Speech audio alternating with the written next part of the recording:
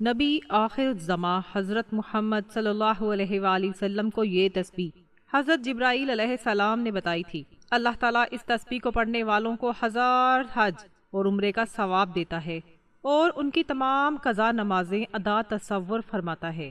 یہ ایسی تسبیح ہے جو پہاڑ کو ٹکڑے ٹکڑے کر دے، پانی کو روک دے، آگ بجھا دے اور سب سے بڑے گناہ گار کے گناہوں کو مٹا دے گی۔ یہ تسبیح ایک عظیم الشان راز ہے اور محترم فرشتے حضرت جبرائیل علیہ السلام کی بتائی ہوئی خاص دعا ہے۔ میں نے آج تک جتنی بھی تسبیحات دیکھیں، پڑھی یا سنی ہیں، ان میں سے سب سے بہتر ہے وہ شاندار تسبیح یہی ہے۔ بسم اللہ الرحمن الرحیم، اللہ کے بابرکت نام سے شروع جو نہایت مہربان اور رحم کرنے والا ہے۔ رات کا آخری پہر تھا، مدینے کی فضا پرسکون تھی اور ہر طرف خاموشی کا راج تھا۔ آسمان بالکل صاف تھا، ہوا میں ہلکی سی ٹھنڈک تھی اور فضا میں ایک عجیب سا نور چھایا ہوا تھا۔ پوری توانائی کے ساتھ آسمان پر چمکتے ستارے اس بات کا واضح اشارہ دے رہے تھے کہ آج کچھ غیر معمولی ہونے والا ہے۔ ہمارے پیارے نبی رحمت صلی اللہ علیہ وآلہ وسلم اپنی چادر انور میں لیٹے اللہ رب العالمین کی عبادت میں مصروف تھے کہ اچانک فرشتوں کے سردار حضرت جبرائیل امین علیہ السلام حاضر خدمت ہوئے۔ چار سو نور کی روشنی پھیل گئی، ہوائیں خوشبو سے معطر ہو گئیں۔ حضرت جبرائیل علیہ السلام کے ہمراہ تشریف لانے والے نورانی فرشتے انتہائی ادب کے عالم میں دربار رسالت صلی اللہ علیہ وآلہ وسلم میں جھک گئے۔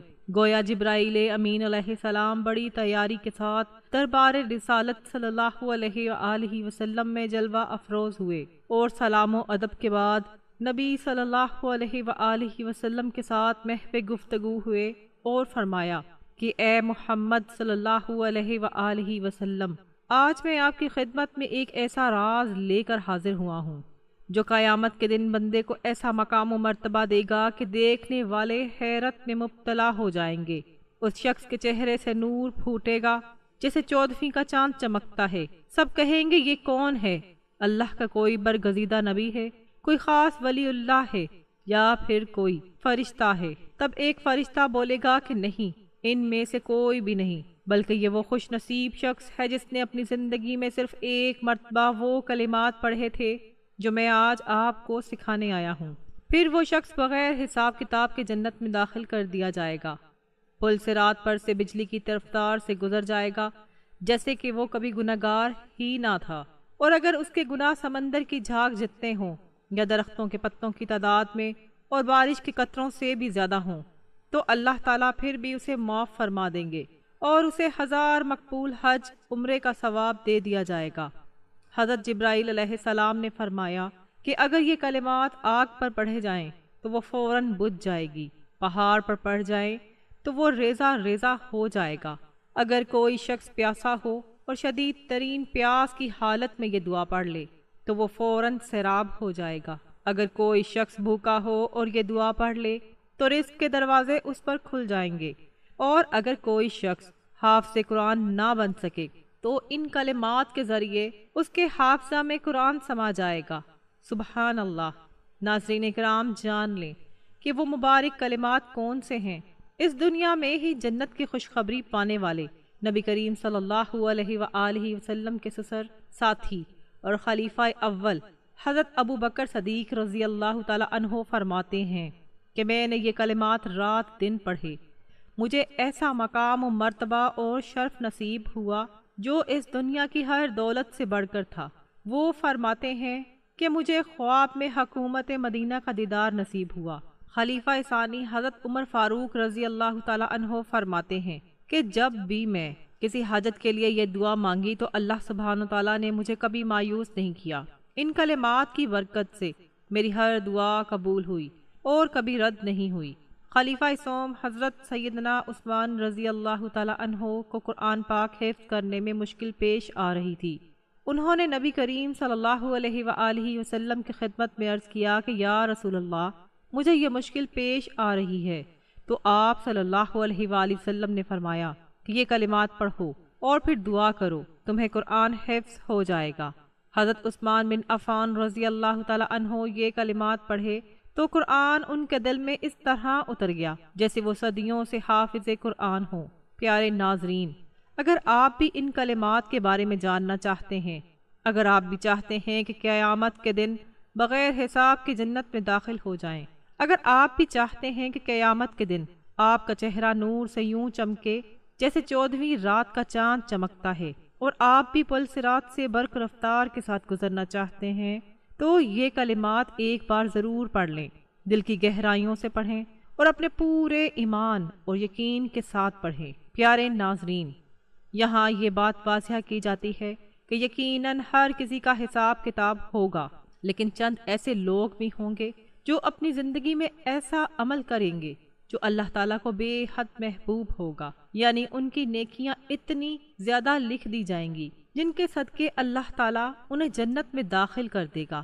اگر آپ بھی چاہتے ہیں کہ پل صراط بجلی کی طرح آسانی سے پار ہو جائے، اور اگر آپ چاہتے ہیں کہ اس دنیا میں بھی آپ کی ہر حاجت فوراً پوری ہو جائے، تو اس ویڈیو کو آخر تک ضرور دیکھیں تاکہ وہ کلمات جان سکیں جو حضرت جبرائیل علیہ السلام خود لے کر نبی کریم صلی اللہ علیہ وآلہ وسلم کے دربار میں حاضر ہوئے۔ نبی کریم صلی اللہ علیہ وآلہ وسلم نے فرمایا کہ میری امت میں 70,000 افراد ایسے اٹھائے جائیں گے جو بغیر کسی حساب کتاب کے جنت میں داخل ہوں گے۔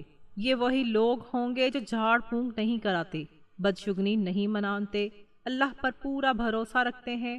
تو آپ صلی اللہ علیہ وآلہ وسلم کا یہ فرمان سن کر حضرت عکاشہ رضی اللہ تعالی عنہ نے عرض کیا، اے اللہ کے رسول، دعا کر دیجئے کہ میں بھی انہی میں شامل ہو جاؤں۔ آپ صلی اللہ علیہ وآلہ وسلم نے فرمایا، تم ان میں شامل ہو۔ پھر ایک اور شخص نے کھڑے ہو کر کہا، یا رسول اللہ، میرے لیے بھی دعا فرما دیجئے۔ تو آپ صلی اللہ علیہ وآلہ وسلم نے فرمایا کہ عکاشہ تم پر بازی لے گیا۔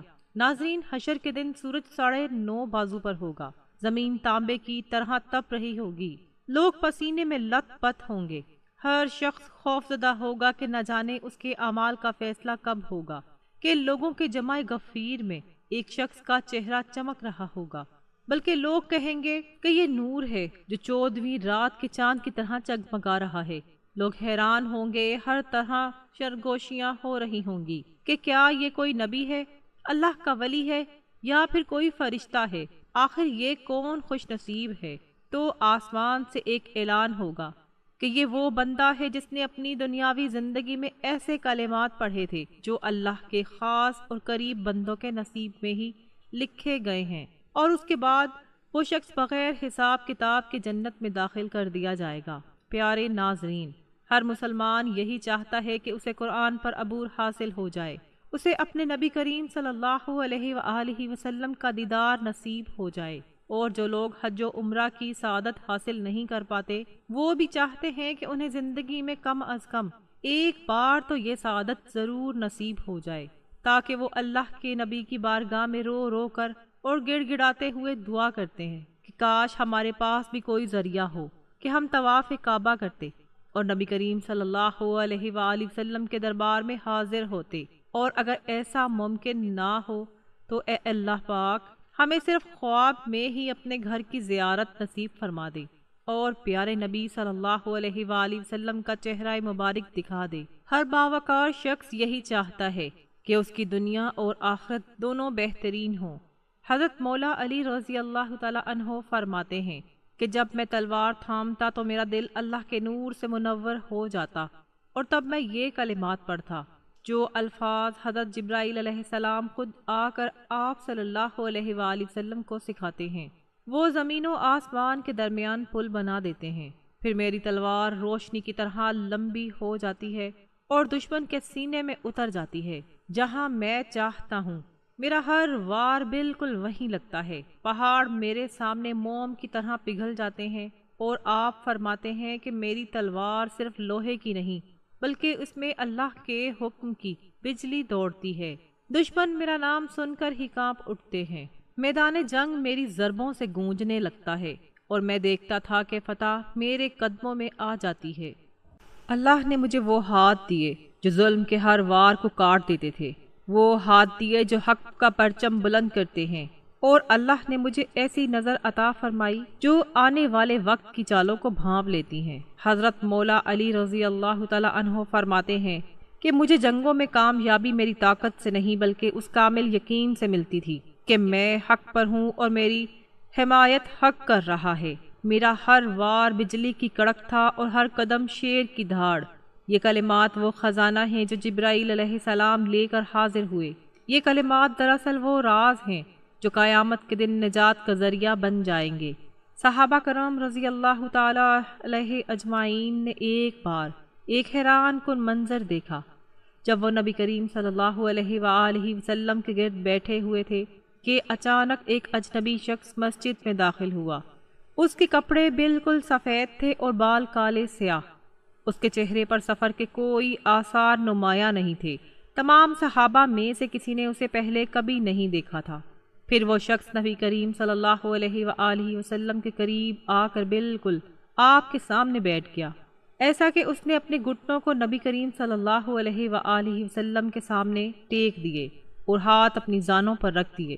اس نے کہا، اے محمد صلی اللہ علیہ وآلہ وسلم، مجھے اسلام کے بارے میں بتائیں۔ رسول اللہ صلی اللہ علیہ وآلہ وسلم نے فرمایا، اسلام یہ ہے کہ تم گواہی دو کہ اللہ کے سوا کوئی معبود نہیں اور محمد صلی اللہ علیہ وآلہ وسلم اللہ کے رسول ہیں۔ نماز قائم کرو، زکوٰۃ ادا کرو، رمضان کے روزے رکھو اور اگر استطاعت ہو تو حج کرو۔ اس اجنبی شخص نے کہا، آپ نے سچ کہا۔ صحابہ حیران تھے کہ یہ شخص سوال بھی کر رہا ہے اور خود ہی جواب کی تصدیق بھی کر رہا ہے۔ پھر اس نے پوچھا، مجھے ایمان کے بارے میں بتائیں۔ آپ صلی اللہ علیہ وآلہ وسلم نے فرمایا کہ ایمان یہ ہے کہ تم اللہ اور اس کے فرشتوں، اس کی کتابوں، اس کے رسولوں، قیامت کے دن اور تقدیر پر ایمان رکھو، چاہے وہ اچھی ہو یا بری۔ اس شخص نے دوبارہ کہا کہ آپ نے سچ فرمایا۔ پھر اس نے پوچھا کہ مجھے احسان کے بارے میں بتائیں۔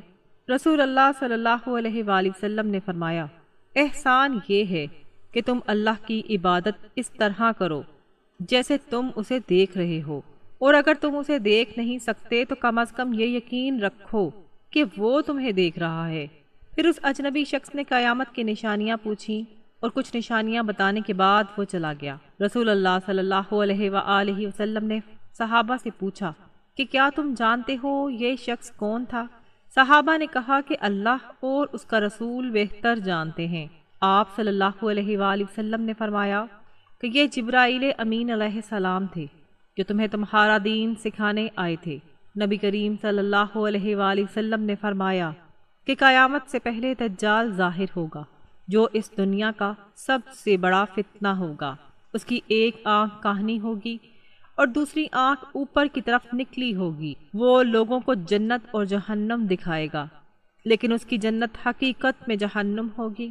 صحابہ حیران ہو کر سن رہے تھے کہ آپ صلی اللہ علیہ وآلہ وسلم نے فرمایا کہ وہ زمین میں 40 دن تک رہے گا، لیکن وہ دن اس طرح ہوں گے کہ پہلا دن 1 سال کے برابر، دوسرا دن 1 مہینے کے برابر، تیسرا دن 1 ہفتے کے برابر، جبکہ باقی دن عام دنوں کے برابر ہوں گے۔ صحابہ نے فوراً پوچھا، یا رسول اللہ صلی اللہ علیہ وآلہ وسلم، جو دن 1 سال کے برابر ہوگا کیا اس میں ہم صرف 5 نمازیں پڑھیں گے؟ آپ صلی اللہ علیہ وآلہ وسلم نے فرمایا کہ نہیں، بلکہ وقت کا خیال رکھتے ہوئے نمازیں ادا کرنا۔ پھر آپ صلی اللہ علیہ وآلہ وسلم نے فرمایا کہ دجال زمین پر تیزی سے سفر کرے گا جیسے ہوا بادلوں کو اڑاتی ہے۔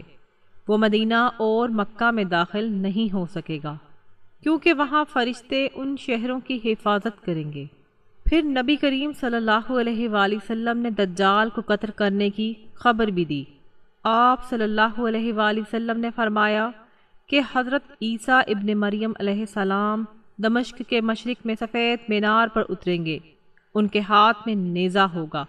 وہ موجودہ اسرائیل کے قریب ایک جگہ پر دجال کو شکست دے دیں گے۔ ناظرین کرام، ایک رات جب مکہ کی فضا پر خاموشی چھائی ہوئی تھی، رسول اللہ صلی اللہ علیہ وآلہ وسلم پر وحی نازل ہوئی اور آپ کو آسمانی سفر پر لے جایا گیا۔ حضرت جبرائیل علیہ السلام نے آپ کو بیت المقدس کی مسجد اقصیٰ لے گئے جہاں تمام نبیوں نے آپ صلی اللہ علیہ وآلہ وسلم کے اتباع میں نماز پڑھی۔ پھر آپ کا سفر آسمان کی طرف ہوا۔ پہلے آسمان پر حضرت آدم علیہ السلام سے ملاقات ہوئی، دوسرے پر حضرت یحییٰ اور حضرت عیسیٰ علیہ السلام، تیسرے آسمان پر حضرت یوسف، چوتھے پر حضرت ادریس، پانچویں پر حضرت ہارون اور چھٹے پر حضرت موسیٰ، جبکہ ساتویں آسمان پر حضرت ابراہیم علیہ السلام سے ملاقات ہوئی، جو بیت المعمور کے ساتھ ٹیک لگائے بیٹھے تھے۔ پھر آپ صلی اللہ علیہ وآلہ وسلم کو سدرۃ المنتہا تک لے جایا گیا، جہاں جبرائیل علیہ السلام رک گئے اور کہا کہ اے محمد صلی اللہ علیہ وآلہ وسلم، اس سے آگے جانے کی مجھے اجازت نہیں ہے اور یہاں سے آگے آپ کو اکیلے جانا ہوگا۔ پھر اللہ رب العزت سے ملاقات ہوئی، جہاں 50 نمازیں فرض کی گئیں، جو بعد میں 5 کر دی گئیں، لیکن ان کا ثواب 50 نمازوں کا ہی رکھا گیا۔ جب نبی کریم صلی اللہ علیہ وآلہ وسلم تشریف لائے تو یہ واقعہ بیان کیا تو کافروں نے مذاق اڑانا شروع کر دیا، لیکن حضرت ابو بکر صدیق رضی اللہ تعالی عنہ نے کہا کہ اگر یہ بات محمد صلی اللہ علیہ وآلہ وسلم نے فرمائی ہے تو بالکل سچ ہے اور میں اس کی تصدیق کرتا ہوں۔ ناظرین اکرام، حدیث قدسی ہے کہ نبی کریم صلی اللہ علیہ وآلہ وسلم نے فرمایا کہ اللہ سبحانہ و تعالیٰ فرماتا ہے، اے میرے بندو، میں نے اپنے اوپر ظلم حرام کیا اور تمہارے درمیان بھی ظلم کو حرام کر دیا، بس تم ایک دوسرے پر ظلم نہ کرو۔ اے میرے بندو، تم سب بھوکے ہو سوائے اس کے جسے میں کھلاتا ہوں، بس مجھ سے کھانے کے بارے میں پوچھو، میں تمہیں کھلاؤں گا۔ اے میرے بندو، تم سب ننگے ہو سوائے اس کے جسے میں کپڑے پہناتا ہوں، بس مجھ سے لباس مانگو، میں تمہیں پہناؤں گا۔ اے میرے بندو، تم سب گمراہ ہو سوائے اس کے جسے میں ہدایت دوں، بس مجھ سے ہدایت طلب کرو، میں تمہیں ہدایت دوں گا۔ اے میرے بندو، اگر تم سب جانور، پرندے اور انسان ایک میدان میں کھڑے ہو کر مجھ سے مانگو اور میں سب کو ان کی خواہشات کے مطابق دوں تو میرے خزانے اتنے کم بھی نہ ہوں گے جیسے سمندر میں سوئی ڈالنے سے پانی کم ہو جائے۔ سبحان اللہ۔ پیارے ناظرین، نبی کریم صلی اللہ علیہ وآلہ وسلم نے فرمایا کہ کیا تم جانتے ہو کہ مفلس کون ہوتا ہے؟ صحابہ کرام نے عرض کیا، یا رسول اللہ صلی اللہ علیہ وآلہ وسلم، مفلس وہ ہے جن کے پاس نہ مال ہوتا ہے نہ درہم۔ اس پر نبی کریم صلی اللہ علیہ وآلہ وسلم نے فرمایا کہ میری امت کا مفلس وہ ہے جو قیامت کے دن نماز، روزہ، حج اور زکوٰۃ لے کر آئے گا، لیکن اس نے کسی کو گالی دی ہوگی، کسی پر الزام لگایا ہوگا، کسی کا مال کھایا ہوگا، کسی کا خون بہایا ہوگا، کسی کو مارا ہوگا، تو اس کی ساری نیکیاں ان لوگوں کے حوالے کر دی جائیں گی۔ اگر اس کی نیکی ختم ہو گئی لیکن حقوق باقی رہ گئے تو ان لوگوں کے گناہ اس پر ڈال دیے جائیں گے اور پھر اسے جہنم میں ڈال دیا جائے گا۔ نبی کریم صلی اللہ علیہ وآلہ وسلم نے فرمایا کہ بنی اسرائیل میں 3 لوگ تھے، ایک کوڑی، دوسرا گنجا، تیسرا نابینا۔ اللہ تعالیٰ نے انہیں آزمانا چاہا۔ سب سے پہلے کوڑی کے پاس ایک فرشتہ آیا، اس سے پوچھا کہ تمہیں سب سے زیادہ کیا پسند ہے؟ اس نے کہا، مجھے اچھا رنگ، اچھی جلد چاہیے تاکہ لوگ مجھ سے نفرت نہ کریں۔ فرشتے نے اس پر ہاتھ پھیرے تو وہ خوبصورت ہو گیا۔ پھر پوچھا کہ تمہیں کون سا مال پسند ہے؟ تو اس نے کہا کہ اونٹ، بس اسے ایک حاملہ اونٹنی دے دی گئی۔ پھر وہ فرشتہ گنجے کے پاس آیا اور پوچھا کہ تمہیں کیا پسند ہے؟ تو اس نے کہا کہ اچھے بال تاکہ لوگ مجھ سے نفرت نہ کریں۔ فرشتے نے اس پر ہاتھ پھیرے تو وہ خوبصورت ہو گیا۔ پھر پوچھا تمہیں کون سا مال پسند ہے؟ اس نے کہا گائے، اور پھر اسے ایک حاملہ گائے دے دی گئی۔ پھر نابینا کے پاس آیا اور پوچھا کہ تمہیں کیا پسند ہے؟ اس نے کہا اللہ مجھے بینائی عطا کرے تاکہ میں لوگوں کو دیکھ سکوں۔ فرشتے نے اس پر ہاتھ پھیرے تو وہ نابینا ٹھیک ہو گیا اور اسے نظر آنے لگا۔ پھر فرشتے نے پوچھا کہ تمہیں کون سا مال پسند ہے؟ تو اس نے کہا بکری، بس اسے ایک حاملہ بکری دے دی گئی۔ یہ سب جانور بڑھتے گئے یہاں تک کہ ان کے پاس وادیاں بھر گئیں۔ پھر وہی فرشتہ کوڑی کے پاس اس کی پرانی حالت میں آیا اور کہا کہ مجھے دو، میں محتاج ہوں۔ اس نے کہا کہ یہ سب میرا آبائی مال ہے۔ فرشتے نے کہا کہ اگر تم جھوٹ بول رہے ہو تو اللہ تمہیں پہلے جیسا کر دے۔ پھر گنجے کے پاس آیا تو اس نے بھی انکار کیا، تو اسے بھی دعا دی کہ اللہ تمہیں پہلے جیسا کر دے۔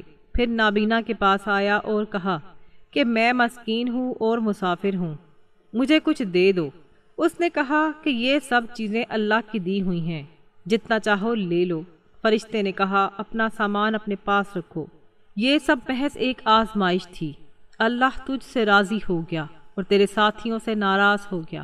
حضرت جبرائیل علیہ السلام نے جو دعا اور کلمات بتائے ہیں جو اللہ کو بہت پسند ہیں، وہ یہ کلمات ہیں۔ سب سے پہلے درود ابراہیمی پڑھیں جو ہم نماز میں پڑھتے ہیں۔ آئیے ایک بار ثواب کی نیت سے میرے ساتھ مل کر درود پاک پڑھ لیں۔ اللہم صلی علی محمد وعلی آل محمد کما صلیت علی ابراہیم وعلی آل ابراہیم انک حمید مجید۔ اللہم بارک علی محمد وعلی آل محمد کما بارکت علی ابراہیم وعلی آل ابراہیم انک حمید مجید۔ درود پاک پڑھنے کے بعد آپ یہ کلمات 100 مرتبہ پڑھیں۔ لا الہ الا اللہ وحدہ لا شریک لہ، لہ الملک ولہ الحمد وہو علی کل شیء قدیر۔ ان کلمات کی ایک تسبیح پڑھنے کے بعد 3 مرتبہ سورۃ اخلاص پڑھیں۔ قل هو اللہ احد اللہ الصمد لم یلد ولم یولد ولم یکن لہ کفوا احد۔ 3 بار سورۃ اخلاص پڑھنے کے بعد پھر درود ابراہیمی پڑھ لیں۔ پھر اللہ کے حضور دعا کے لیے ہاتھ اٹھا لیں، پورے یقین اور ایمان کے ساتھ، خوش دلی کے ساتھ اللہ کے حضور اپنی دعا پیش کریں۔ جو بھی دعا مانگیں گے انشاءاللہ حضرت جبرائیل علیہ السلام کے بتائے ہوئے ان کلمات کے ذریعے اللہ تعالیٰ کی بارگاہ میں قبول و منظور ہو جائے گی۔ محترم ناظرین، اگر آپ کو ویڈیو اچھی لگی ہے تو ویڈیو کو لائک کریں، چینل پر نئے ہیں تو چینل کو ضرور سبسکرائب کریں۔ اللہ سبحانہ وتعالیٰ میرا سنانا اور آپ کا سننا اپنی بارگاہ میں قبول و منظور فرمائے، آمین یا رب العالمین۔ اللہ کا ایک خوبصورت نام نیچے کمنٹ باکس میں ضرور لکھیں۔ جزاک اللہ خیرن کثیرا۔ اللہ ہم سب کا حامی و ناصر ہو۔